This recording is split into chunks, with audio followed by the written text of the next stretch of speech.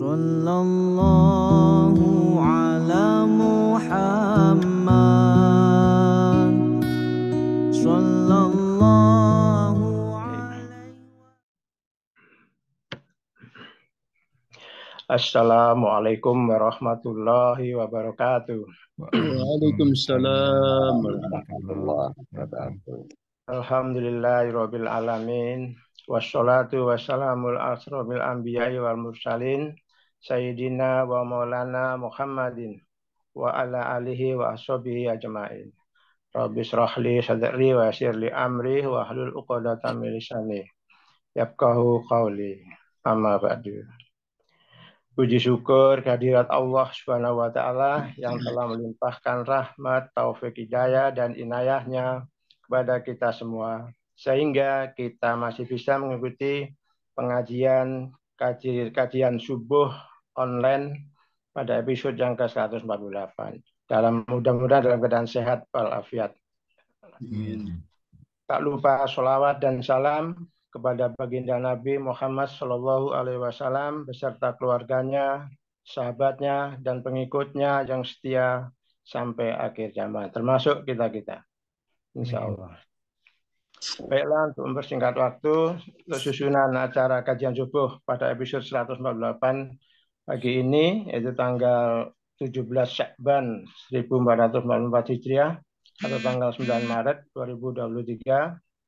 Sesi pertama kita pembukaan, yaitu bacaan ayat suci Al-Quran oleh Ibu Eni Widyastuti. Sesi kedua acara inti dilanjutkan dengan tanya jawab dengan tema hikmah para sahabat dengan narasumber Bapak Ustadz Hasyim Ashari yang sudah tidak asing lagi bagi kita. Beliau sudah mengisi di acara ini untuk yang kelima kalinya.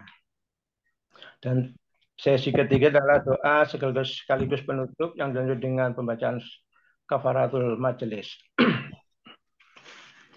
Baik, untuk mempersingkat waktu, kita awali saja dengan pembacaan basmalah bersama. Bismillahirrahmanirrahim. Selanjutnya tilawah dan sari tilawah yang dibawakan oleh Ibu Eni Widyastuti yang akan membacakan Quran Surat Al-Anfal ayat 62 sampai dengan 64. Pada Ibu Eni kami persilahkan. Monggo Ibu. Assalamualaikum warahmatullahi wabarakatuh. Waalaikumsalam warahmatullahi wabarakatuh. A'udzu billahi minasyaitonir rajim. Bismillahirrahmanirrahim. Wa yuridu ayyakhda'uka fa inna hasbakallah huwallazi ayyadaka binasrihi wa bil mu'minin wa allafa baina qulubihim law annafta ma fil ardi jami'an ma allafta baina qulubihim ma alafta baina qulubihim walakinallaha alafa bainahum innahu azizun hakim. Ya ayyuhan nabiyyu hasbukallahu wa man ittaba'aka minal mu'minin. Sadaqallahul adzim. Dengan nama Allah yang Maha Pengasih lagi Maha Penyayang. Jika mereka hendak menipumu, maka sesungguhnya cukuplah Allah menjadi pelindung bagimu. Dialah yang memberikan kekuatan kepadamu dengan pertolongannya dan dengan dukungan orang-orang mukmin. Dan Dia Allah yang mempersatukan hati mereka orang yang beriman. Walaupun kamu menginfakkan semua kekayaan yang berada di bumi, niscaya kamu tidak dapat mempersatukan hati mereka. Tetapi Allah telah mempersatukan hati mereka. Sungguh Dia Maha Perkasa, Maha Bijaksana. Wahai Nabi Muhammad, cukuplah Allah menjadi pelindung bagimu dan bagi orang-orang mukmin yang mengikutimu. Maha suci Allah dengan segala firman-Nya. Wassalamualaikum warahmatullahi wabarakatuh. Waalaikumsalam warahmatullahi wabarakatuh. Terima kasih. Demikian tadi pembacaan ayat suci Al-Quran, surat Al-Anfal ayat 62 sampai dengan 64. Semoga Allah Subhanahu wa Ta'ala senantiasa memberikan pahala bagi pembacanya maupun yang telah mendengarkannya. Amin ya Allah. Ya Rabbal Alamin.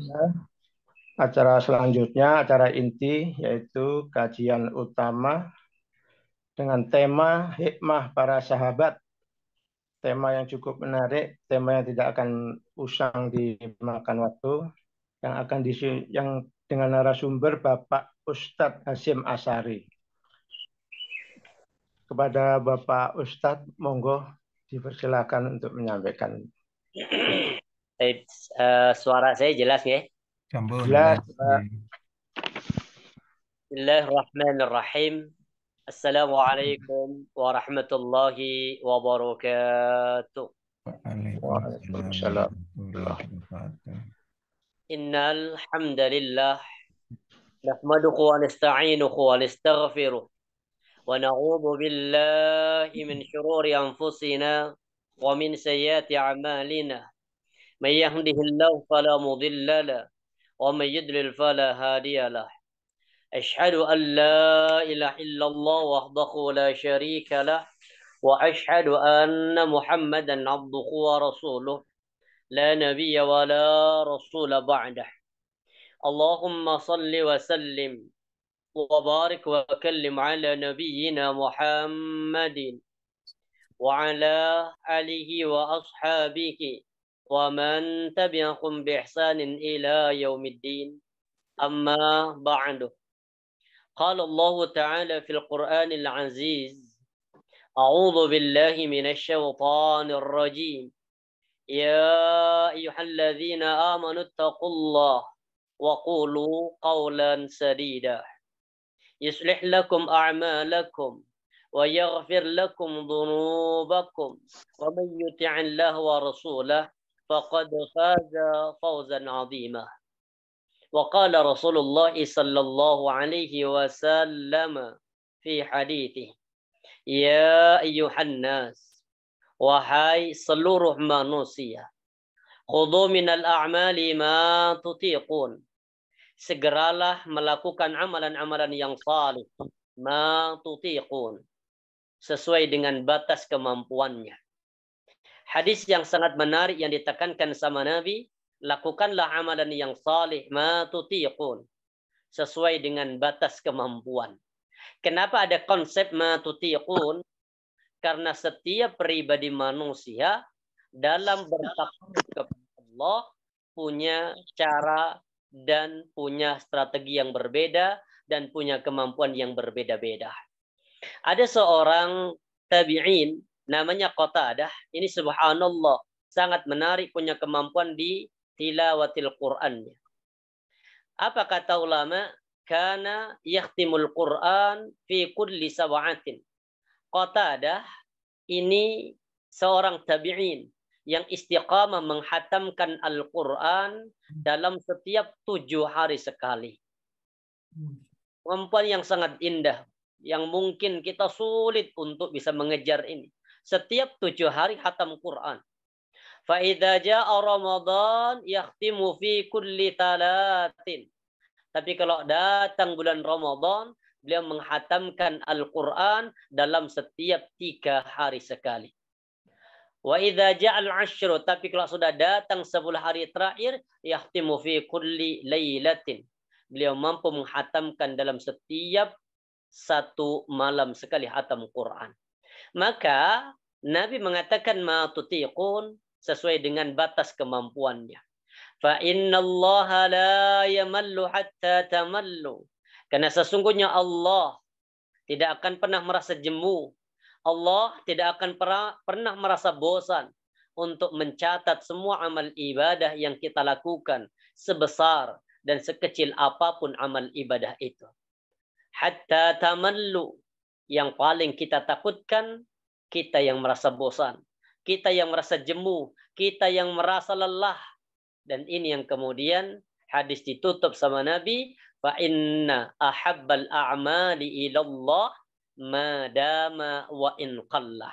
Karena sesungguhnya amalan yang paling dicintai oleh Allah adalah amalan yang dawam, amalan yang istiqamah, amalan yang continue wa in qallah, walaupun amalan itu sederhana. Alhamdulillah. Marilah kita bersyukur kepada Allah Subhanahu wa taala. Pagi hari ini insyaallah pagi hari yang barakah, pagi hari yang bahagia di bulan yang kata Nabi banyak dilalaikan oleh manusia.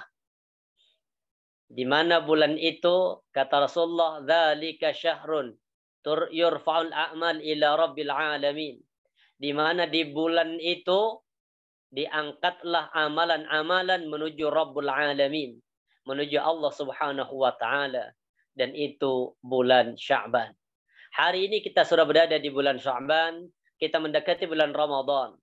Maka kita bersyukur kepada Allah, semoga umur kita sampai dengan bulan Ramadan. Amin. Para sahabat senantiasa berdoa kepada Allah Subhanahu wa taala dengan 3 inti doa ketika meminta tentang masalah Ramadan. Allahumma sallimni ila Ramadhan. Ya Allah, sampaikan aku ketemu dengan bulan Ramadan. Ini yang pertama.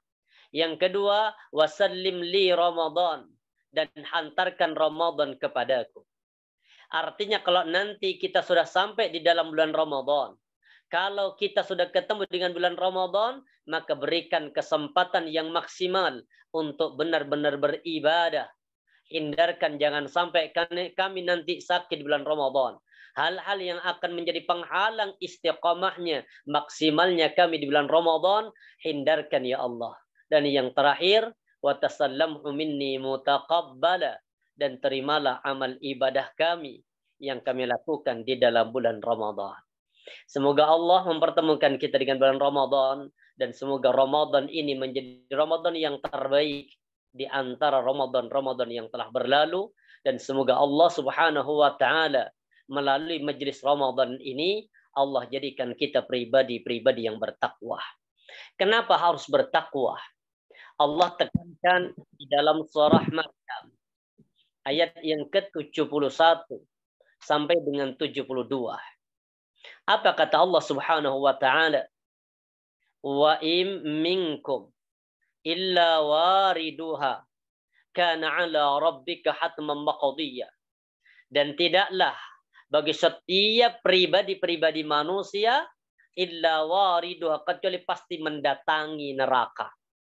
Kana ala rabbika hatman maqdiyya, ini adalah ketentuan Rabb yang telah diputuskan. Artinya ini adalah ketentuan Allah yang telah ditetapkan bagi setiap pribadi hambanya.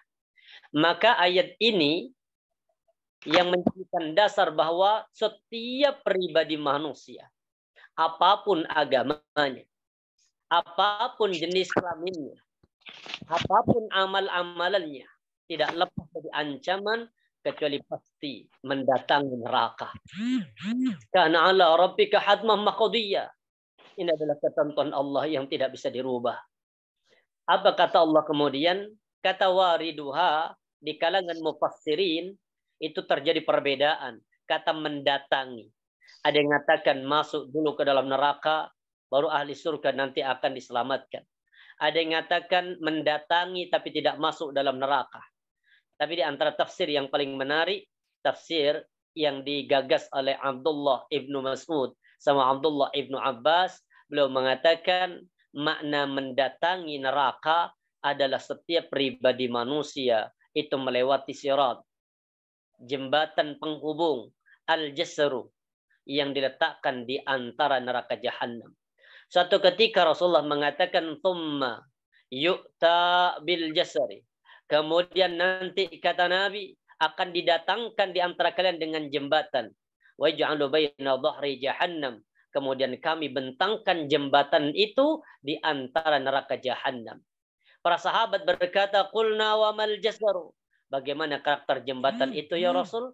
Kata Nabi, madhadatun mazillah. Licin, menggelincirkan, alih atatif kalalib. Sudah licin, menggelincirkan, di atas jembatan itu masih Allah siapkan kawat-kawat berduri yang ujungnya bengkok seperti pohon sa'dan untuk menjerumuskan manusia masuk ke dalam neraka. Maka siapa yang Allah selamatkan? Kemudian kami, kata Allah, menyelamatkan orang-orang yang bertakwa. Wa nadharudz zalimina fiha jithiyah. Dan kami, kata Allah, membiarkan orang-orang yang zalim berada di dalam neraka dalam kondisi berlutut. Maka para jamaah rahmati Allah, alhamdulillah, semoga kajian majlis ta'lim subuh ini menjadi asbab sarana Allah Subhanahu wa taala menghantarkan kita menjadi orang-orang yang bertakwa. Dan semoga persaudaraan ini abadi, bersaudara di dunia, dan semoga kelak bersaudara di dalam surganya Allah Subhanahu wa taala. Amin amin ya rabbal alamin. Insyaallah hari ini kita ketemu kembali.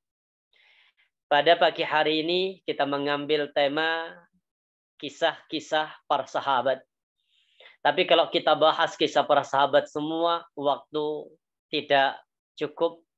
Hari ini kita bahas sahabat yang sangat menarik, yang mungkin ada di dalam pembahasan itu. Kemarin materi sudah kita kirim. Kita akan bahas hari ini tentang kisah sahabat Nabi, namanya Sa'ad bin Mu'adz. Ada dua Sa'ad yang kata Rasulullah, sekiranya dua saat ini masuk dalam Islam, maka Nabi tidak akan pernah takut ketika berada di kota Mekah terhadap orang-orang yang menyelisihi. Siapa itu? Pertama, Sa'ad bin Ubadah, tokoh pembesar dari Bani Khazraj. Kemudian yang kita bahas, Sa'ad bin Mu'adz, tokoh pembesar dari Bani Aus. Karena dari suku Aus di kota Madinah, penduduk asli itu ada Aus sama Khazraj. Kemudian Aus sama Khazraj ini penduduk asli Madinah, ada pendatang. Pendatangnya dari bangsa Yahudi yang terdiri dari 3 suku. Ada Bani Qainuqa, ada Bani Nadir, ada Bani Quraizah. Yang nanti Sa'ad bin Mu'adz dikasih kepercayaan dengan kepercayaan sangat mulia dari Rasulullah untuk memutuskan hukum yang menimpa terhadap Bani Quraizah. Tapi kita akan bahas dulu siapa sahabat itu. Kalau kita lihat di dalam materi, sahabat itu siapa? Ulama mendefinisikan sahabat itu siapa? Man laqiyan Nabi sallallahu alaihi wasallam mu'minan bihi wa mata ala dzalika. Sahabat itu adalah orang yang bertemu dengan Rasulullah dalam kondisi mukmin. Artinya tidak semua orang yang bertemu dengan Nabi dikatakan sebagai seorang sahabat. Syaratnya ada 2. Pertama, mukmin ketika bertemu dengan Nabi. Syarat yang kedua, wa mata ala dzalika, dan dia mati di atas keimanan. Kalau kita lihat banyak orang yang ketemu dengan Rasulullah tapi tidak dikatakan sebagai seorang sahabat karena tidak mengimani terhadap kerasulan Muhammad sallallahu alaihi wasallam. Ada tokoh namanya Abu Jahal, ada tokoh namanya Abu Lahab, ada tokoh Utbah bin Rabi'ah dengan semua pasukan kafir Quraisy, tapi tidak dikatakan sebagai seorang sahabat. Karena sahabat itu beriman dengan kerasulan Rasulullah sallallahu alaihi wasallam, dan yang kedua mata ala dzalika, mati di atas kalimat itu. Ada seorang sahabat yang kemudian hilang status sahabatnya, yang mungkin kita kenal, sosok laki-laki namanya Rajjal bin Unfuwah. Rajjal bin Unfuwah ini sosok sahabat Nabi yang dipuji oleh Rasulullah kekuatan imannya. Sosok sahabat Nabi yang dipuji oleh Abu Bakar As-Siddiq karena kekuatan tauhid dan ibadahnya. Tapi Nabi pernah berkata begini, nanti di antara kalian, kata Rasulullah, ada yang gigi gerahamnya lebih besar daripada bukit Uhud. Ternyata konsep kalimat Nabi ini mengenai sahabat Nabi yang bernama Rajjal bin Unfuwah. Rajjal bin Unfuwah setelah wafatnya Rasulullah diutus sama Abu Bakar As-Siddiq untuk bertemu dengan Rasulullah Sallallahu Alaihi Wasallam, untuk bertemu dengan, mohon maaf, bertemu dengan Musailamah Al-Kadzdzab dengan membawa misi dakwah, mengajak Musailamah kembali kepada jalan yang benar. Tapi qadarullah, beliau akhirnya kemudian menerima bahwa Nabi yang terakhir bukan Nabi Muhammad. Akhirnya berubah, mengakui Musailamah Al-Kadzdzab adalah seorang Nabi dan murtad. Kemudian mati di atas kemurtadannya. Para teman-teman jamaah yang insyaallah dirahmati Allah. Jadi sahabat itu adalah orang mukmin yang bertemu langsung dengan Rasulullah dan mati di atas kalimat la ilaha illallah. Satu ketika ada seorang sahabat Nabi namanya Abu Dzar. Abu Darda. Suatu ketika datang Abu Dzar insyaallah datang ke Rasulullah, kemudian Nabi dalam kondisi tidur. Saat itu kemudian Rasulullah Shallallahu Alaihi Wasallam mengatakan kalimat yang sangat indah. Man qala la ilaha illallah thumma mata ala dzalika illa dakhalal jannah. Barang siapa orang yang bersyahadat, mengucapkan kalimat la ilaha illallah wa mata ala dzalika illa dakhalal jannah, kecuali akan masuk ke dalam surga. Baik. Kenapa kita bahas sahabat? Generasi yang selanjutnya kita bahas. Sahabat itu adalah generasi yang terbaik. Rasulullah mengatakan dalam satu hadis riwayat Al-Bukhari, khairun nas qarni. Di baliknya, materi baliknya, Pak. Khairun nasi qarni. Sebaik-baik manusia itu adalah manusia yang hidup di zaman. Artinya manusia yang terbaik itu adalah para sahabat. Kemudian generasi sesudahnya yaitu generasi tabi'in. Kemudian generasi yang ketiga yaitu generasi tabi'in. Para jamaah rahmatnya Allah, sahabat itu adalah generasi yang terbaik. Sahabat adalah generasi yang paling baik di antara generasi-generasi.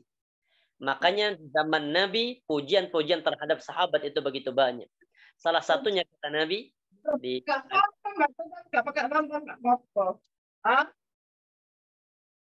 apa kata Rasulullah? An-nujumu amanatun lis-sama. An-nujum, bintang-bintang itu adalah pengaman bagi langit. Faidza dhahabatin nujum atas sama, jika bintang-bintang itu lenyap, maka akan datang ma tu'adun, apa yang telah Allah janjikan terhadap langit itu. Wa ana amanatun li ashabi, sedangkan aku kata Nabi. Jadi balik yang ketiga bukunya, Pak, mungkin ini dibuka. Sedangkan aku kata Nabi apa? Amanatun li ashabi. Aku adalah amanatun, penjaga, pengaman para sahabat. Fa idza da'aktu ata ashabi ma yu'adun. Kalau aku sudah tidak ada kata Rasulullah, maka akan datang terhadap apa yang telah Allah janjikan kepada mereka, kepada para sahabat. Fa idza dhahaba ashabi ata ummati ma yu'adun. Kalau para sahabat telah pergi, maka akan datang apa yang telah dijanjikan Allah atas umatku. Artinya bintang ada pengamannya, langit ada pengamannya. Pengamannya langit adalah bintang-bintang. Kalau nanti bintang ini sudah habis, maka langit pun juga akan hancur. Dan Nabi sebagai pengaman para sahabat, ketika masih ada Nabi, sahabat merasa aman, tenang, dan tidak ada perselisihan yang menjadikan bertumpahnya darah. Tapi ketika Rasulullah sudah wafat, perselisihan muncul. Puncak perselisihan ketika di zaman Utsman bin Affan dan di sahabat Ali bin Abi Thalib. Itu puncak. Di antara apa? Puncak di antara apa yang telah Allah janjikan kepada mereka, terjadi perselisihan. Ketika para sahabat sudah tidak ada, maka menimpa kepada umat Nabi Muhammad perselisihan demi perselisihan, sampai muncul satu hadis kata Rasulullah apa? Tafarraqat ummati. Umatku itu akan terpecah belah. Ala 73 firqah. Akan menjadi 73 kelompok. Kulluhum finnar. Semua firqah itu semuanya berada di dalam neraka illal wahid, kecuali hanya yang pertama, kecuali satu. Siapa itu? Ikhtilaf, banyak versi hadisnya. Pertama dikatakan ma ana wa ashabi, yang masuk kelompok yang firqatun najiyah, firqah yang selamat di antar firqah-firqahnya para umat Nabi Muhammad, itu hanya orang yang ikut aku dan ikut para sahabat. Kemudian keutamaan para sahabat yang lain. Kalau kata Nabi, ini pentingnya kenapa kita kaji kisah-kisah para sahabat. Keutamaan sahabat yang lain kata Nabi, la tasubbu ashabi. Jangan engkau hina, jangan engkau mencela, jangan engkau remehkan ashabi, sahabat-sahabatku. Kenapa ya Rasulullah? Fawalladhi nafsu Muhammadin biyadi. Demi jiwa Muhammad yang berada di tangannya. Lau anna anfaqa ahadukum mithla ukhud dhahaba. Sekiranya kalian, kata Nabi, yaitu kalian itu artinya di luar para sahabat, seandainya kalian di luar para sahabat bersedekah dengan jumlah sebesar bukit Uhud dhahaba, emas, ma balagha mudda hadihim wala nasifahu. Bahkan kata Nabi, tidak akan pernah menyamai pahalanya sedekahnya para sahabat, walaupun sahabat bersedekah dengan segenggam kurma. Bayangkan keutamaan para sahabat dibanding dengan umat Nabi Muhammad. Sahabat itu sedekah dengan dua telapak tangan kurma, sedangkan kita bersedekah dengan sebesar bukit Uhud emas, itu ternyata tidak akan pernah mencapai level nilai sedekahnya para sahabat, walaupun perbandingan sedekah tidak sebanding. Itulah keutamaan para sahabat dibanding dengan umat Nabi Muhammad SAW. Kemudian masih keutamaan para sahabat. Apa kata Rasulullah di hadis riwayat Imam Ahmad? Inna Allah nadzara fi qulubil ibad. Sesungguhnya Allah Subhanahu wa taala melihat terhadap hati-hati setiap manusia. Fawajada qalba Muhammadin sallallahu khairu qulubil ibad. Jadi Allah itu sebelum menciptakan manusia, Allah melihat terhadap hati-hati pribadi-pribadi manusia. Dan ternyata Allah mendapati hati yang terbaik di antara hamba Allah adalah khairu qulubil ibad, yaitu hatinya Nabi Muhammad SAW. Fastafahu li nafsi. Kemudian aku, kata Allah Subhanahu wa taala, memilihnya untuk diriku, kata Allah. Fabata'athahu birisalatihi. Maka Allah memilih Nabi Muhammad untuk menjadi seorang rasul. Thumma nadhara fi qulubil ibad. Kemudian Allah melihat kembali hati-hati di antara hamba-hambanya. Ba'da qalbi Muhammad, setelah hati Nabi Muhammad. Fawajada qulubu ashabi khairu qulubil ibad. Dan aku mendapati hati-hati yang terbaik setelah Pak Nabi Muhammad dan setelah para nabi dan rasul. Yang mungkin kita masih ingat kurang lebih jumlah nabi dan rasul ada 124.000 nabi dan rasul. Di antara yang terbaik setelah para nabi dan rasul, hati yang terbaik itu adalah hatinya para sahabat. Subhanallah. Faj'alahum wuzara nabiyhi yuqalu ala dinihi. Maka Allah Subhanahu wa taala menjadikan para sahabat sebagai pendukung nabinya untuk berperang membela agama Allah Subhanahu wa taala. Fama ra'al muslimuna hasanan fa huwa 'indallah hasan. Maka barang siapa yang dilihat oleh Allah sebagai seorang muslim yang baik, maka sesungguhnya di sisi Allah adalah manusia yang terbaik. Wa ma ra'a sayyi'an fa huwa 'indallahi sayyi'a. Apa yang dipandang buruk oleh mereka, maka pasti di sisi Allah dipandang buruk. Artinya sahabat kalau ini mengatakan baik, maka di hadapan Allah itu baik. Kemudian kalau di sisi Allah itu tidak baik, tidak dalam pandangan para sahabat tidak baik, maka di sisi Allah pun juga tidak baik. Para jamaah dirahmati Allah, masih kemudian puncaknya di antara pujian-pujian Allah, pujian para nabi, pujian Nabi terhadap para sahabat, puncaknya ditutup dengan surah At-Taubah. Ayat yang ke-100 yang mungkin kita hafal ayat ini, yang bawa Quran mungkin dibuka, surah At-Taubah ayat yang ke-100. Ini puncak. Apa kata Allah? Ini surah At-Taubah ayat yang ke-100. Allah berfirman, "Was-sabiqunal awwalun." Hafal ayat ini insyaallah ya. "Was-sabiqunal awwalun," dan orang-orang yang terdahulu masuk ke dalam Islam. Siapa itu? Ada dua disebutkan oleh Allah, minal muhajirin, dari kelompok muhajirin, yaitu kelompok generasi orang Mekah yang ingin mempertahankan agamanya. Dia tinggalkan kota Mekah, dia tinggalkan pekerjaannya, dia tinggalkan semua harta-hartanya, dia tinggalkan semua keluarga yang tidak mau hijrah, ditinggalkan hijrah ke kota Madinah. Maka disebut dengan muhajirin. Yang kedua wal ansar, yaitu kelompok sahabat orang Madinah yang telah terlebih dahulu masuk menerima dinul Islam, dikatakan sebagai kelompok ansar, yaitu kelompok penolong. Apa bukti pertolongannya? Subhanallah, tidak bisa kita bayangkan. Sampai turun surah Al-Hasyr yang dikenal dengan itsar. Itsar itu apa? Mendahulukan kepentingan sahabatnya walau kana fihim khasasah, walaupun dirinya masih kondisi butuh.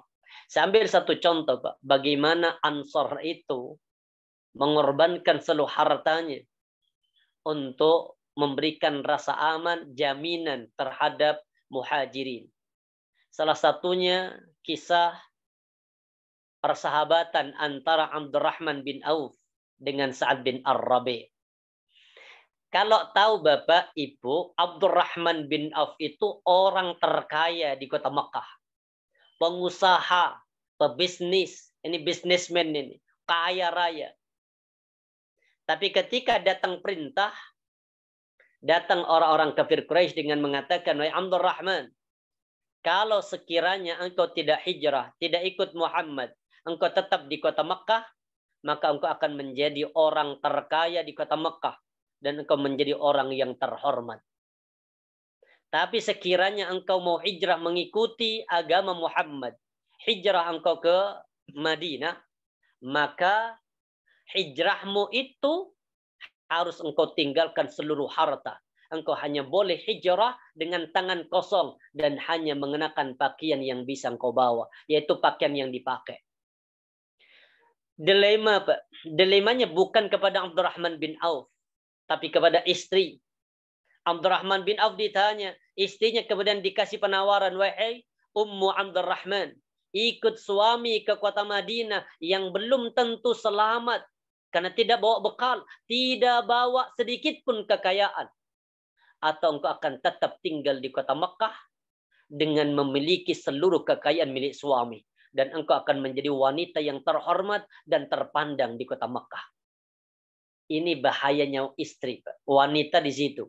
Makanya Allah katakan apa? "Inna min azwajikum wa auladikum aduwwan lakum." Bisa jadi istri-istrimu, anak-anakmu itu akan menjadi musuh, bahkan akan menjadi fitnah. Salah satunya ini. Akhirnya Abdurrahman bin Auf tetap hijrah ke kota Madinah dengan meninggalkan seluruh harta serta istri tetap tinggal di kota Makkah. Karena Nabi faham tentang psikologi. Dan walaupun Rasulullah nggak pernah belajar psikologi, Pak, tapi faham kondisi seseorang. Orang kaya, kalau kemudian bangkrut, ini butuh kesiapan. Maka sama Nabi dipersaudarakan dengan sosok sahabat terkaya di kota Madinah yang bernama Sa'ad bin Ar-Rabi'. Disinilah pengorbanan seorang Ansar, Sa'ad bin Ar-Rabi. Apa kata beliau? Wahai saudaraku, Abdurrahman bin Auf, aku punya 2 istri. Aku punya 2 budak. Dan aku punya kebun. Yang kebunnya itu, kebun kurmanya, itu pekerjanya kurang lebih ada 5.000 karyawan. Saking kayanya. Apa kata Sa'ad bin Ar-Rabi? Wahai saudaraku, silahkan.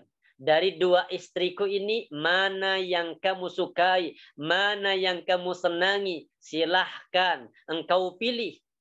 Dan aku akan ceraikan. Dan engkau akan nanti akan menjadi hakmu. Artinya, aku akan ceraikan dan engkau menikah dengan istriku. Ini pengorbanan, Pak. Ya Allah. Ada yang berani begitu? Yang punya ada istri, ada sahabatnya yang mungkin istrinya meninggal. Wahai sahabatku, alumni SMA 3. Aku punya 2 istri. Dari 2 istriku mana 2 yang kamu sukai, aku akan ceraikan. Tunggu masa iddah, silahkan kau nikahi. Ada yang berani? Subhanallah. Masalahnya gak ada yang berani nikah 2, itu yang jadi masalah. Tapi para jamaah dirahmati Allah, kemudian apa kata beliau? Penawaran yang kedua. Aku juga punya 2 budak. Jadi budak di zaman itu statusnya sama dengan istri.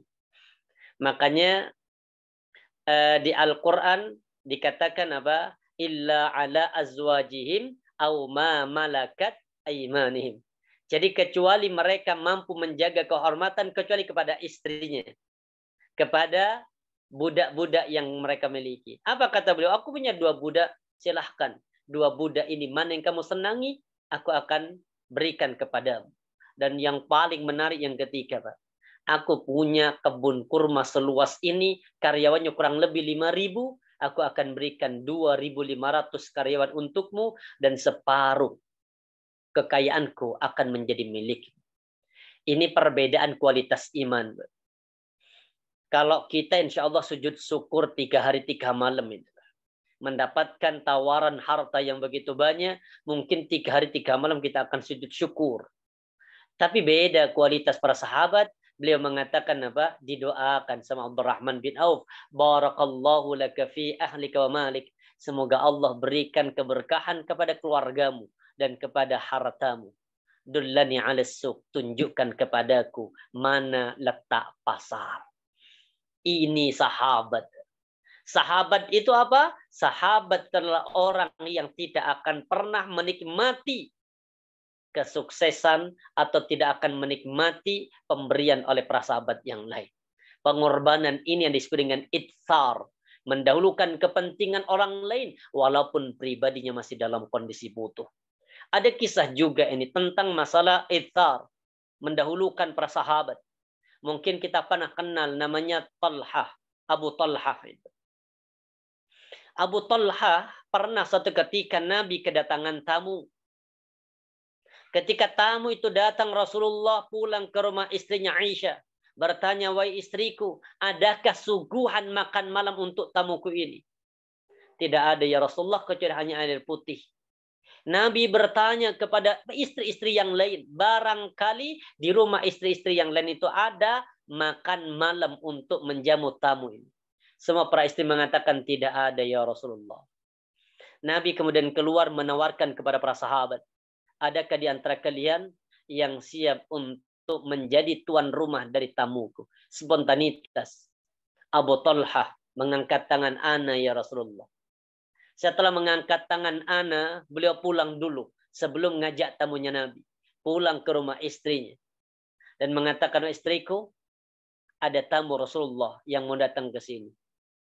Istrinya bilang, wahai suamiku, kalau engkau mau mengajak tamu itu mikir-mikir. Ini gak ada makanan apa-apa. Kecuali hanya tinggal makanan 1 piring. Ini pun jatahnya anak-anak kita. Apa kata Abu Talhah? Wahai istriku, silahkan engkau ajak anak-anakmu tidur. Jadi anaknya itu dibikin tidur sebelum makan. Ya Allah, pengorbanan banget. Anak disuruh tidur sebelum makan. Istri yang manut aja. Tolong wahai istriku, nanti kalau tamuku ini sudah sampai di depan rumah, pura-pura lampu engkau perbaiki. Benar. Anak tidur dalam kondisi lapar, ketika sampai tamu itu di depan rumah, pintu, baru kemudian dimatikan lampu itu. Kaget tamunya.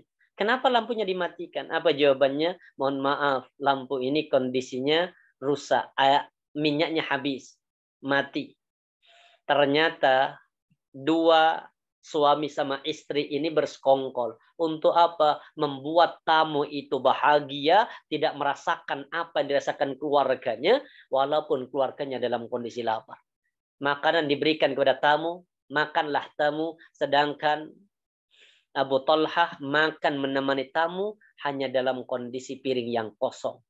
Tamu nggak tahu kalau kosong itu piringnya Abu Talhah. Dimakan sama-sama, tamu tidak melihat, seolah makan berdua. Ternyata subuh, kemudian kata Rasulullah, "Oi Abu Talhah, Allah tertawa dengan apa yang kau lakukan tadi malam." Turun surah Al-Hasyr ayat yang ke-9. Wa yu'thiruna ala anfusihim walau kana bihim khasasah. Wajar, Pak. Kalau turun kemudian at-taubah was-sabiqunal awwalun minal muhajirin wal ansar walladzina tabauhum bi ihsan. Apa kata Allah? Radhiyallahu anhum wa radu'an. Allah ridho kepada mereka, mereka juga ridho dengan ketetapan Allah. Kalau sudah sama-sama ridho, apa kata Allah? Wa'adda lahum jannatin tajri tatal anhar khalidina fiha abada. Kalau Allah ridho kepada para sahabat ridho dengan Allah, maka Allah janjikan kepada mereka surga-surga yang mengalir di bawahnya sungai-sungai. Para jamaah yang dirahmati Allah, itu masih satu bentuk keridhaan pengorbanan. Kalau kita lihat pengorbanan ini banyak kisah pengorbanan. Mungkin kita pernah dengar kisah pengorbanan harta sama jiwa. Ini pengorbanan jiwa sahabat. Ada sahabat namanya Khabbab bin Al-Arat. Ini kisahnya masyhur. Nanti mungkin lain waktu kita bahas. Cuma yang paling menarik bagaimana pengorbanan jiwa beliau. Bukan hanya harta, tapi pengorbanan jiwa beliau. Ja'a Khabbab bin Al-Arat. Qala syaqawna ila Rasulillah sallallahu alaihi wasallam wa huwa mutawassidu burdatan lahu fi dhillil Ka'bah. Satu ketika Khabbab bin Al-Arat setelah disiksa. Khabbab ini seorang sahabat yang dulunya ketika masih kafir itu seorang budak yang memiliki keahlian pandai membuat pedang. Jadi kerjanya di pandai besi. Pandai membuat pedang. Kalau Khabbab bin Al-Arat itu membuat pedang, diakui kualitas tajamnya, kualitas bagusnya bahan yang dipakai oleh Khabbab bin Al-Arat. Tapi ketika sudah masuk dalam Islam, siksaan demi siksaan terus menimpa kepada sahabat namanya Khabbab bin Al-Arat. Puncaknya pernah Khabbab bin Al-Arat itu dibakar, artinya dilepas bajunya, ditarik di atas bara api. Yang bara api itu untuk membakar besi-besi, ditarik di atasnya. Sampai kemudian bara api itu mati karena tetesan daging, tetesan darah yang keluar dari tubuh Khabbab bin Al-Arat. Ketika sudah tidak mampu berdiri, tidak mampu berjalan, belum merangkak, menemui Rasulullah SAW yang saat itu berada di bawah Ka'bah. Qulna lahu, maka Khabbab bin Al-Arat berkata, "Ala tansuru lana ya Rasul, tidakkah engkau akan menolong kami ya Rasulullah? Ala tad'ullaha lana, tidakkah engkau mendoakan ya Rasul kepada Allah agar Allah menolong kami?" Apa jawaban Nabi? Qala kana ar-rajul fi man qablakum. Wahai sahabatku Khabbab bin Al-Arat, kalau engkau bersabar, dikisahkan, Pak, ternyata pengorbanan orang yang sebelumnya itu jauh lebih dahsyat. Kana ar-rajul fi man qablakum yuhfaru lahu fil ardi. Ada orang yang ditanam tubuhnya di bumi, kepalanya di luar. Kemudian apa? Fayaj'alu fi fayuja bil minsyar fayudha ala ra'si. Kemudian didatangkan kepada orang yang kepalanya di luar dengan bil minsyar, gergaji. Digergaji kepala itu, terbelah kepalanya menjadi dua. Wa ma yasudduhu dzalika an dini. Tapi sedikit pun orang yang terbelah kepalanya, sedikit pun tidak keluar meninggalkan agama Islam. Ada yang disisir dengan sisir besi, mengelupas kulit-kulitnya, mengelupas dagingnya, tapi sedikit pun tidak pernah meninggalkan dinul Islam. Inilah pengorbanan para sahabat. Masih banyak pengorbanan sahabat, dan yang terakhir, para sahabat itu senang berlomba-lomba dalam kebaikan. Ya Allah, banyak kisah ini bagaimana perlombaan para sahabat dengan kebaikan-kebaikan. Salah satunya saya ambil satu contoh. Perlombaan para sahabat ini seseorang miskin datang, kelompok orang miskin datang. An Abi Dzarrin anna nasan min ashabin Nabi sallallahu alaihi wasallam qalu lin Nabi sallallahu alaihi wasallam ya Rasulullah dhahaba ahlut tuturi bil ujur ya Rasulullah. Ini kata orang miskin datang pada Nabi. Jadi punya komunitas nih mungkin Pak. Kayak sekarang kita kan banyak komunitas. Ada komunitas kues, ada mungkin komunitas alumni. Ini kan bagian dari komunitas. Ada sekelompok sahabat miskin. Ini mungkin sahabat komunitas sahabat miskin ini. Datang pada Nabi protes. Protes dalam artian begini. Ya Rasulullah, zahaba ahlud duturi bil ujur. Lebih enak orang kaya ya Rasul daripada kami orang miskin. Kenapa? Karena orang kaya itu lebih banyak pahala daripada orang-orang miskin. Yang diperdebatkan sahabat itu bukan masalah hartanya, bukan kaya miskinnya, tapi yang diperdebatkan oleh komunitas orang miskin itu iri karena jumlah pahala orang kaya lebih banyak daripada jumlah pahala orang miskin. Nah, ini dhahaba ahlud dutur, ini hadisnya yang ditampilkan di layar. Jadi apa? Jadi bukan urusan, mohon maaf, bukan urusan materi yang dijadikan iri. Beda dengan kita. Kalau kita kan iri, rata-rata iri karena jabatan, iri karena rumah yang lebih besar, iri karena mungkin harta lebih banyak. Tapi para sahabat, irinya bukan begitu. Sahabat itu hanya iri, kenapa? Kok orang kaya lebih banyak harta, atau kok orang kaya lebih banyak pahala daripada orang miskin. Kata Pak Rasulullah, kata sahabat orang miskin tadi, di mana letak pahalanya orang kaya lebih banyak? Nih, Sallun kama nusalli, kata orang miskin.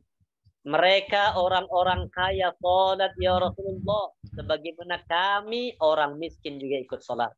Pahalanya sama. Wa yasumun kama nasum. Mereka orang kaya bisa puasa ya Rasul, kama nasum. Sebagaimana kami orang miskin juga berpuasa. Ini yang menjadikan perbedaan. Apa itu? Wa yatasaddaquna bi fuduli amwalihim. Ini yang kami orang miskin enggak punya ya Rasul. Mereka bisa mendapatkan pahala karena kelebihan harta yang mereka sedekahkan di jalan Allah. Ternyata orang miskin tadi itu bukan protes masalah apa? Masalah kebahagiaan dunia enggak. Protesnya hanya orang kaya lebih banyak pahala. Itu aja. Baru Nabi ngasih solusi. Ini amalannya orang miskin. Bapak yang orang kaya ngalah. Orang miskin ini khusus orang miskin. Apa kata Nabi? Awalaysa faja'alallahu lakum ma tasaddaqun, bukankah Allah telah menjadikan bagi kalian banyak cara sedekah, tidak harus berupa materi. Dengan apa ya Rasulullah? Litasbihatin sadaqah, tasbih itu sadaqah. Wa likulli takbiratin sadaqah, takbir itu sadaqah. Wa kulli tahmidatin tahmid itu sadaqah. Wa kulli tahmidatin sadaqah. Wa amru bil ma'ruf sadaqah wa nahyu bil munkar sadaqah. Bahkan kata Nabi, ini yang menjadikan sedekahnya orang miskin zaman dulu. Apa? Wa fi, kata Rasulullah apa? Wa kulli wa fi bud'i ahadikum sadaqah. Bahkan engkau mendatangi istrimu yang sah itu adalah bagian dari sedekah. Makanya orang miskin dulu banyak anak, Pak. Bapak, ibu, kakek, nenek moyang kita berapa anaknya? Dulu buat. Kenapa? Banyak sedekah. Nah, sekarang mungkin sedekahnya titik. Kenapa anaknya dua? Kenapa kok sedekahnya sedikit? Karena sudah beda. Apa namanya, fasilitas untuk sedekah sudah banyak. Kalau zaman dulu orang miskin, ya sedekahnya dengan ini jadi wajar. Kalau banyak orang miskin, kemudian punya banyak anak. Ada sahabat di zaman Nabi miskin, Mbak, sampai muncul apa? Miskin melanggar. Datang orang miskin, ya Rasulullah, celaka. Oh, celaka ya Rasul. Kenapa? Ya celaka. Kenapa ya Rasul? Jebol di siang hari puasa ternyata berhubungan suami istri. Kata Nabi, ya gimana sudah terjadi? Ya sudah. Gimana ya Rasulullah? Ya puasa 60 hari atau 2 bulan berturut-turut. Ya Rasul, wong 1 bulan aja gak kuat apa manis sampai 2 bulan. Gak kuat ya Rasulullah. Kata Nabi, sudah cari yang lain. Gimana? Berikan makan 60 orang miskin. Ya Allah ya Rasul, di kampung itu yang paling miskin saya. Ini kalau datang ke kita mungkin mesti getok ikut miskin melanggar. Tapi Nabi enggak. Apa kata Nabi? Karena beliau da'i bukan qadhi. Beliau itu pendakwah. Beliau itu mengajak bukan hakim. Beliau kemudian sudah ini bawa sekeranjang kurma, bawa kasih makan keluarga. Dan inilah yang terjadi pada zaman rahmati Allah, mereka berlomba-lomba. Salah satunya sahabat yang paling mulia yang insyaallah kita bahas, salah satunya adalah Sa'ad bin Mu'adz. Sa'ad bin Mu'adz ini memang waktu pendek. Sa'ad bin Mu'adz ini sahabat yang subhanallah mulia banget. Kalau kita lihat sedikit bagaimana beliau masuk Islam, kasusnya begini. Dulu ketika terjadi perjanjian namanya perjanjian Hudaybiyah. Mungkin Bapak masih ingat perjanjian Hudaybiyah. Bukan perjanjian Hudaybiyah, mohon maaf. Bai'atul Aqabah pertama. Nabi itu ketika masih berada di kota Makkah, ketika musim haji, memanfaatkan momentum musim haji itu untuk berdakwah menyebarkan agama Islam kepada para hujjaj yang datang dari luar kota Makkah, yang datang dari luar kota Makkah. Salah satunya Nabi menunggu momentum sekelompok dari suku Aus sama Khazraj dari kota Madinah menaikkan ibadah haji. Ketika sudah menaikkan ibadah haji, selesai mau pulang sama Nabi ditunggu, dicegat dan didakwah dengan dakwah yang benar. Akhirnya ada 11 orang saat itu, ada 11, satu perempuan. Dengan bai'atul imra'ah. Perjanjian perempuan, karena ada perempuannya di antara 11 itu. Kemudian apa? Mereka menerima Islam dan minta, ya Rasulullah, kami siap menyampaikan, mendakwahkan, menyebarkan agama Islam di kampung kami di kota Madinah. Tapi kami ya Rasul tidak punya orang yang paham tentang Islam. Tolong utus sahabat yang bisa menemani kami menyampaikan dakwah di kota Madinah. Jatuhlah pilihan Nabi kepada Mus'ab bin Umair. Ini pilihannya. Maka beliau berdakwah di kota Madinah. Yang pertama masuk Islam ada Sa'ad bin Mu'adz, namanya As'ad bin Zurarah, sama saya lupa ini, subhanallah. Kalau beliau ngaji ini malaikat sampai turun. Saking indah bacaan beliau. Setelah masuk Islam, kemudian As'ad bin Zurarah juga mulai masuk Islam, sampai pada akhirnya Sa'ad bin Mu'adz juga ikut masuk dalam Islam.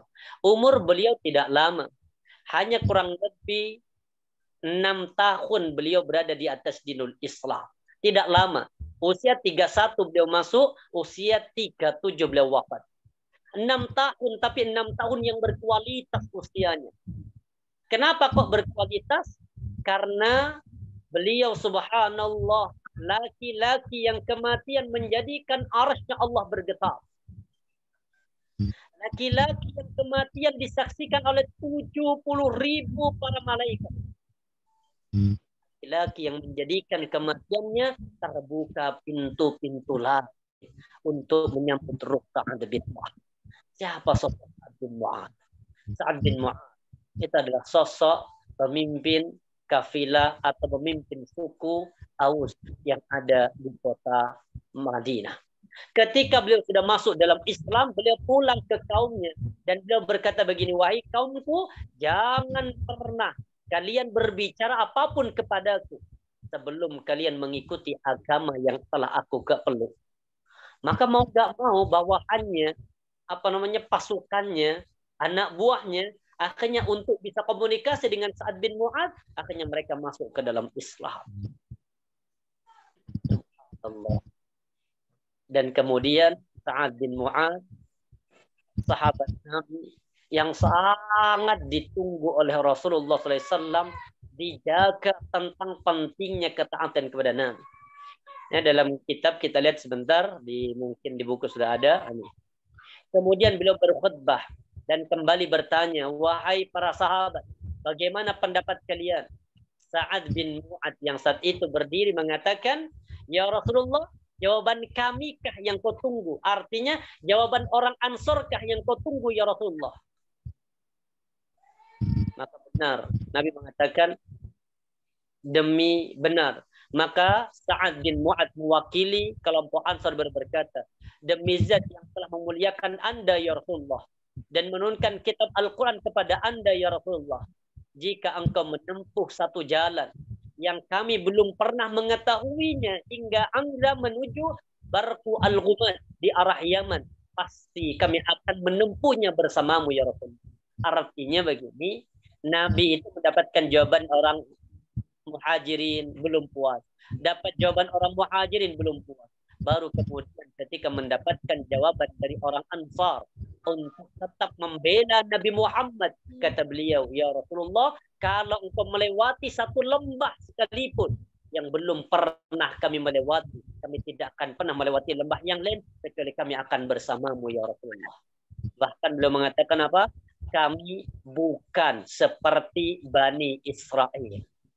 Sampai turun surah Al-Ma'idah yang ke-24 itu. Kami bukan seperti Bani Israel. Apa kisahnya? Ketika Nabi Musa dengan Bani Israelnya sudah Allah selamatkan dari kejaran Fir'aun. Allah binasakan Fir'aun dengan seluruh bala tentara-tentaranya. Kemudian kaumnya Nabi Musa dengan Bani Israel itu telah melanjutkan perjalanan keluar dari Mesir. Dan Allah minta kepada Bani Israel untuk apa? Untuk tetap berangkat ke Palestina. Ternyata Bani Israel mengatakan kami takut mau ke Palestina karena di Palestina itu ada penduduk kaum yang besar fisiknya dan mereka punya karakter yang jahat dan memerangi. Kami takut ke sana. Di mana ini ayatnya Pak? Sampai turun. Fadhab anta, miskin aja dulu wahai Musa. Engkau dulu berangkat ke sana.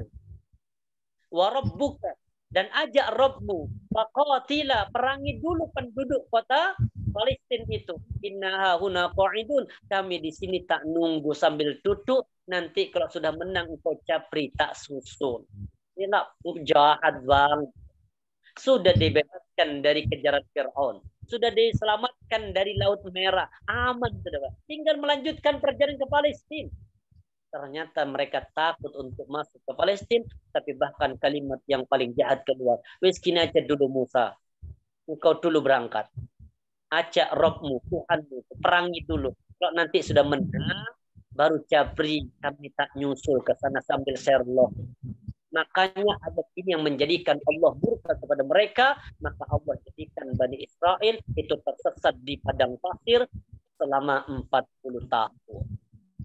Artinya kami kaum Ansar tidak seperti mereka. Engkau kemanapun Muhammad, kami akan ikut. Inilah kesetiaan, sumpah setia Sa'ad bin Mu'adz dan seluruh pasukan orang Ansar.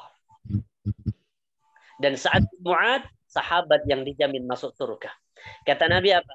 Walladzi nafsu Muhammadin biyadi. Demi jiwa Muhammad yang berada di dalam genggaman Allah. Lamunadi Sa'ad bin Mu'adz jannah asam min hadza. Kata Nabi, sungguh sapu tangannya Sa'ad bin Mu'adz itu lebih indah, lebih baik daripada baju ini. Jadi Nabi pernah dikasih sutra, baju jubah sutra yang halus. Beliau menolaknya dengan berkata, sesungguhnya demi jiwa Muhammad yang berada di dalam tangan, sapu tangan wajahnya Sa'ad bin Mu'adz di dalam surga itu lebih indah daripada pakaian ini. Ini berarti menunjukkan apa? Bahwa Sa'ad bin Mu'adz itu sahabat Nabi yang dijamin masuk surga. Puncak penghormatannya, beliau ikut perang namanya perang Badar. Beliau ikut perang yang kedua namanya perang Uhud, beliau ikut. Dan kemudian beliau ikut juga di perang terakhir yaitu perang Khandaq ataupun perang Ahzab. Sedikit terpaham tentang perang Ahzab ini, kisahnya ketika beliau mendapatkan kehormatan sama Nabi untuk apa? Untuk memutuskan hukum. Begini kisahnya, ketika sekelompok atau Ahzab golongan besar dari Makkah, orang-orang kafir Quraisy yang dipimpin sama Abu Sufyan dan istrinya untuk memerangi Muhammad. Setelah peristiwa perang yang kedua namanya perang Uhud, kaum muslimin mengalami kekalahan. 1 tahun kemudian orang kafir Quraisy tahun yang kelima kalau tidak salah ingin membinasakan seluruh kaum muslimin, Muhammad dan seluruh kaum muslimin sampai akar-akarnya. Karena masih dalam kondisi menderita kekalahan di perang namanya perang Uhud. Kemudian berangkat sampai di kota Madinah, kaget. Pintu gerbang untuk masuk ke kota Madinah itu sudah berubah. Jadi apa? Jadi parit. Jadi parit. Got yang besar, yang kuda tidak bisa melompati, orang tidak melompati, dan tinggi juga dalam. Ketika turun ke bawah untuk naik ke atas tidak bisa. Dan itu ide, subhanallah, ide cemerlang dari seorang Al-Farisi, sosok ahli perang yang berasal dari negara. Apa yang terjadi? Kaum Quraisy tetap tidak pulang. Masih bikin perkemahan di sana. Setelah bikin kemah, kemudian setiap hari melakukan perlawanan dengan jarak jauh. Tapi bersekongkol dengan salah satu Bani Yahudi untuk bisa masuk ke kota Madinah, yaitu dengan Bani Quraidah. Tapi Nabi nggak tahu persekongkolan ini. Setelah orang kafir Quraisy pulang menuju ke kota Mekah karena mengalami kekalahan, karena sudah merasa jenuh, bosan, 40 hari berkemah, menyerang, tidak bisa masuk ke kota Makkah Madinah. Akhirnya kemudian Nabi pulang ke kota Madinah, melepaskan baju perang.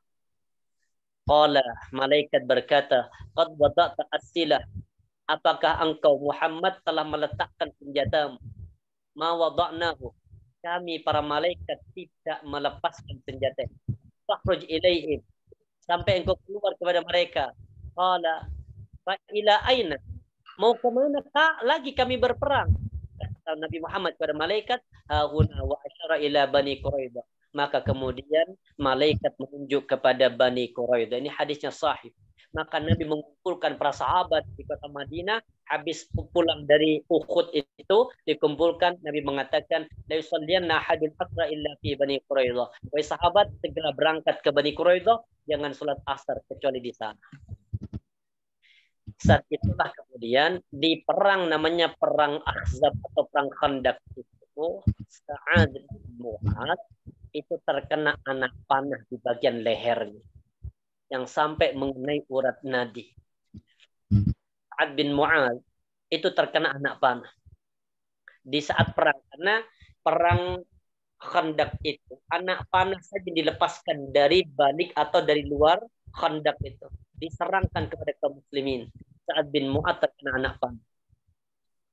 Tapi dia berdoa kepada Allah. Doanya indah. Nih doanya. Ya Allah, jika dari peperangan dengan Quraisy ini masih engkau sisakan, maka panjangkan umurku untuk menghadapinya. Karena tidak ada golongan yang ku ingin untuk dihadapi lebih daripada kaum yang telah mengenai Rasulullah, mendustakannya dan mengusirnya. Dan seandainya telah mengakhiri perang antara kami dengan mereka, jadikanlah kiranya musibah yang telah menimpaku sebagai jalan untuk syahid. Jadi beliau mengatakan, ya Allah, kalau memang perang terakhir melawan orang kafir. Tolong ya Allah, jadikan musibah anak panah yang menimpa kepada tubuhku ini itu menjadi jalan untuk menemui syahid. Tapi kalau masih ada lagi perang setelah ini dengan orang kafir Quraisy, ya Allah, panjangkan umurku. Karena tidak ada peperangan yang paling aku rindukan kecuali perang melawan orang kafir Quraisy. Kenapa? Karena mereka telah mengusir, mereka telah menyiksa, bahkan mereka telah membunuh kaum muslimin ketika kaum muslimin masih lemah ketika berada di kota Makkah. Ternyata doa itu dikabulkan. Perang terakhir memang dengan kafir Quraisy itu perang namanya perang Ahzab. Setelah itu tidak ada lagi perang dengan orang kafir Quraisy. Tapi para jamaah rahmati Allah, tapi 1 bulan setelah terkena anak panah ini masih sehat.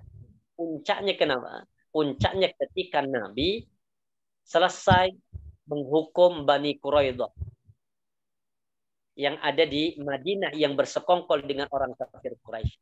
Apa kata beliau? Kata Nabi, qumu ila sayyidikum. Ini hadis yang menjadi dasar Bapak. Kalau ada orang yang lebih mulia, kemudian masih berdiri, Bapak berdiri menyambutnya. Di hadis, qumu ila sayyidikum. Kata Nabi, berdirilah, sambutlah sayyid, pemimpin kalian. Siapa itu pemimpin kalian? Yaitu Sa'ad bin Mu'ad. Karena Sa'ad bin Mu'ad tidak ikut ke Bani Quraidah. Beliau tetap di kota Madinah. Kenapa? Karena kondisi sakit. Tapi ketika Bani Quraidah telah ditaklukkan, maka Nabi minta yang memutuskan hukum kepada orang-orang yang ditawan ini biar Sa'ad bin Mu'ad. Ternyata beliau mengatakan apa? Inna haula law nazalu ala hukmika fa inni ahkumu an taqtulal muqatala wa an tusba al-qurriya qala laqad aqamta fihim bi hukmil malak. Ternyata hukumannya kata Sa'ad bin Mu'ad, semua yang ditawan ya Rasul, aku ingin mereka semuanya dibunuh karena telah bersekongkol dengan orang kafir Quraisy. Ternyata Nabi mengatakan inilah hukuman yang dikehendaki Allah Subhanahu wa taala. Selesai peristiwa itu, kemudian Sa'ad bin Mu'ad menemui kematian. Ini hadisnya paling bawah halaman 25. Apa kata Rasulullah? Beliau mengatakan hadzal ladzi taharraka lahu arsyur rahman. Inilah sosok laki-laki yang kematian menjadikan arsy Allah bergetar. Bayang dulu. Arsy Allah bergetar karena kematian sosok laki-laki ini. Ya Allah. Bawahnya Pak, bawahnya lagi. Sosok laki-laki ini yang menjadikan arsy Allah bergetar. Wa futihat lahu abwabus sama. Kematian menjadikan seluruh langit dibuka pintu-pintu. Wa syahidahu sab'una alfan minal malaik. Dan kematian ini menjadikan disaksikan oleh 70.000 malaikat. Tapi subhanallah, ketika jenazah dimasukkan ke dalam kubur, laqad dummatan thumma furqanhu. Sungguh kuburan itu telah menghimpitnya. Kemudian Allah melepaskan. Artinya semua orang yang masuk ke dalam kubur itu akan terkena siksa kubur. Minimal bentuk siksa kuburnya itu menghimpitan 2 dinding kubur. Kata Nabi di hadis yang lain, inna lil qabri daghdatan. Sesungguhnya bagi kubur itu pasti menghimpit. Walau kana hadun najan minha Sa'ad bin Mu'ad. Sekiranya ada orang selamat dari siksa kubur, maka pasti Mu'ad akan selevel Sa'ad bin Mu'ad, sahabat yang syahid, sahabat yang menjadikan arsy Allah bergetar, sahabat yang disaksikan oleh 70.000 malaikat. Tapi ketika berada di dalam kubur tidak lepas dari himpitan kubur. Ini kalau bahasa SOP-nya kuburan, siapapun masuk ke dalam kubur, maka kubur itu pasti menghimpitnya. Hanya setelah itu kalau dia orang yang saleh, himpitan itu kemudian dilepaskan dan Allah lebarkan mabda basarihi sejauh mata memandang, kuburan itu akan menjadi milik. Tapi bagi orang kafir, bagi orang yang disiksa di dalam kubur, maka himpitan itu akan semakin keras sampai menjadikan tulang-tulang rusuk mereka saling bersilangan.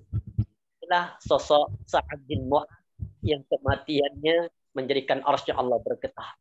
Sebentar tidak lama, tapi memiliki umur yang barokah, umur yang berkualitas, umur yang tidak sia-sia. Ini motivasi bagi kita. Yuk kita gunakan sisa umur yang Allah berikan kepada kita agar semakin berkualitas. Kenapa? Karena nanti kata Nabi, ketika kita kumpul di padang mahsyar, Rasulullah mengatakan, tazulu qadama 'abdin hatta yus'alu an arba'. Tidak akan bergeser sedikit pun kaki seorang hamba ketika kumpul di padang mahsyar sampai ditanya 4 hal. Pertanyaan pertama, an umrihi, tentang umurnya engkau gunakan untuk apa. Semoga umur kita umur yang berkualitas. Umur kita umur yang panjang, berkualitas, umur yang penuh dengan amal saleh. Karena satu ketika Nabi ditanya, ya Rasulullah, ayyun nasi khair? Siapa manusia yang terbaik? Kata Nabi, man tala umruhu wa hasuna amal. Orang terbaik kata Rasulullah adalah orang yang paling panjang umurnya dan paling panjang amalnya. Insyaallah ini dapat kami sampaikan. Kali mungkin bisa kita diskusikan yang perlu kita diskusikan. Baik, demikian tadi, Masya Allah, sangat luar biasa, sangat baik sekali. Perjalanan Islam ini tidak lepas dari sejarah kehidupan sahabat yang unik dan mempesona. Selalu memberikan pencerahan jiwa. Sebagaimana dijelaskan oleh Pak Ustadz tadi, siapakah sahabat, siapakah adalah generasi terbaik, penolong agama Allah, dan keistimewaan lainnya. Untuk mempersingkat waktu, mengingat Pak Ustadz juga ada acara, kami persilakan kalau ada yang mau bertanya kepada Pak Ustadz, Bapak-bapak, Ibu. Monggo, yang mau bertanya. Assalamualaikum warahmatullahi wabarakatuh, Pak Ustadz. Kalau belum ada yang tanya, Mas Param. Baik, Pak Hendri. Ini Pak Ustadz, menarik sekali ini kisah dari Sa'ad bin Mu'az ini. Kira-kira apa ya kelebihan Sa'ad pada saat Rasulullah memilih beliau untuk menyertai orang-orang Aus dan Khazraj untuk syiar pertama di Madinah, dan ini akan menjadi cikal bakal masyarakat Madinah begitu antusias menunggu pada saat hijrah beliau ke Madinah, ya Pak Ustadz. Nah, benar. Baik. Begini, apa keistimewaan Sa'ad bin Mu'adz? Waktu sebentar, singkat, tapi kemudian berkualitas. Tadi sudah kita sempat bahas hadis, kata Nabi begini. Ini hadisnya sahih. Apa kata Rasulullah?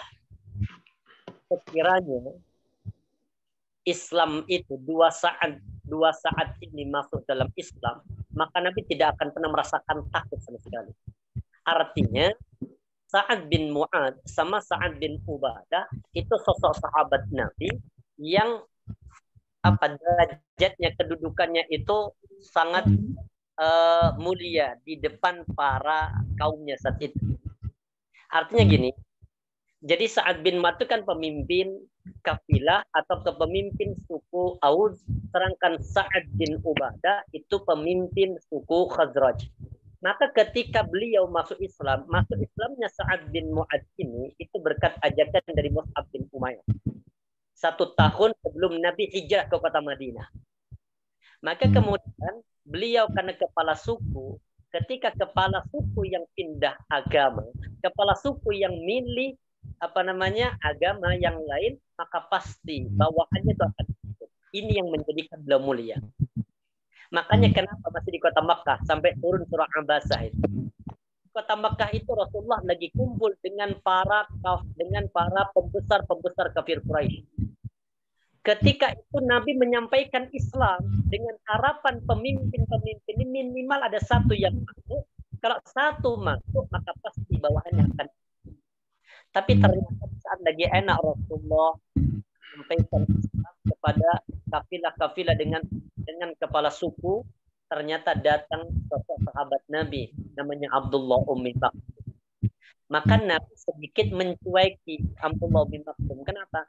Datangnya momennya gak tepat gitu bahasanya. Ternyata Allah turunkan surah apa?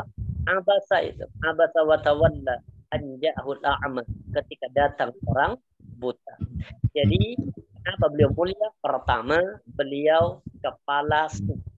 Yang ketika beliau masuk dalam Islam, beliau diikuti oleh bawahan-bawahannya mengikuti agamanya Sa'ad bin Mu'adh.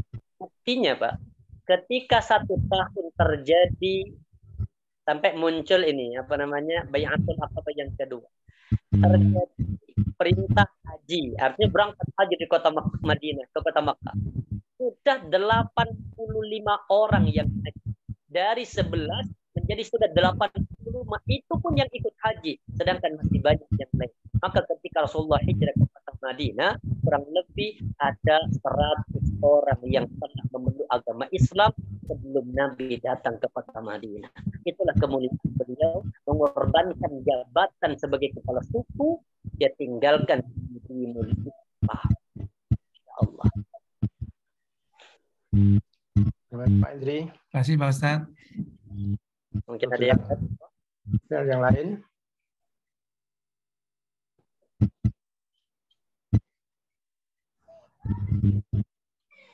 Pak Indri, masih ada lagi yang mau bertanya?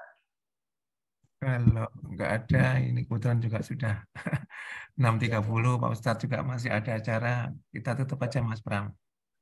Baiklah, kalau gitu terima kasih pada Pak Ustadz yang telah meluangkan waktunya untuk acara KSU. Semoga Bapak selalu diberkahi Allah dan selalu dalam perlindungan Allah. Semoga yang Bapak sampaikan akan bermanfaat dan meningkatkan keimanan dan ketakwaan kita semua. Amin. Diakhiri, saya perlu menyampaikan untuk acara KSO pekan depan tanggal 24 Syakban atau 16 Maret dengan tema lisan dalam kajian syariat yang akan dibawakan oleh Bapak Profesor Sri Hadi Agung Priyono. Beliau adalah dosen IPB. Baik Pak Ustadz, untuk acara penutupan ini mohon didoakan untuk penutupan dengan doa. Baik, alhamdulillah hari ini kita belajar sejarah, belajar kisah dengan tujuan kita ingin ittiba. Karena kata Allah tadi di dalam surah At-Taubah, as-sabiquna al-awwalun minal muhajirin wal ansar walladzina tabauhum bi ihsan. Orang-orang yang baik mengikuti mereka dengan kebaikan. Kita belajar Mu'adz, semoga inspirasi dalam kehidupan kita, umur kita menjadi umur yang barokah, umur kita menjadi umur yang bermanfaat walaupun singkat. Semoga kelak Allah jadikan kita orang-orang yang diridhoi dan Allah masukkan kita ke dalam surga. Allahumma shalli ala Muhammad wa ala ali Muhammad kama shallaita ala Ibrahim wa ala ali Ibrahim wa barik ala Muhammad wa ala ali Muhammad kama barakta ala Ibrahim wa ala ali Ibrahim innaka Hamidum. Allahumma ighfir lana wal muslimin wal mu'minin al ahya' minhum wal amwat innaka sami'un qarib mujibud da'wat ya qadal hajat.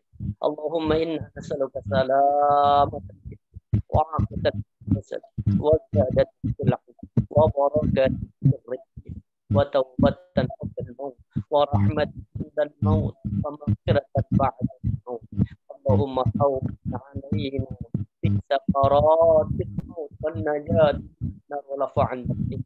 Allahumma inna nas'aluka imanan la yartad wa na'iman la yanfad wa murafaqata Muhammad sallallahu alaihi wasallam fi a'la jannatil khuld. Rabbana hab lana min azwajina wa dhurriyyatina qurrata a'yun waj'alna lil muttaqina imama.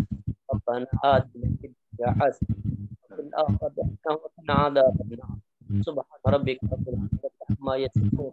Wassalamu ala al-mursalin walhamdulillahi rabbil alamin. Amin. Jadi sebelum kita tinggalkan acara, baiklah kita baca kafaratul majelis bersama-sama. Subhanallah. Alhamdulillah. Assalamualaikum warahmatullahi wabarakatuh.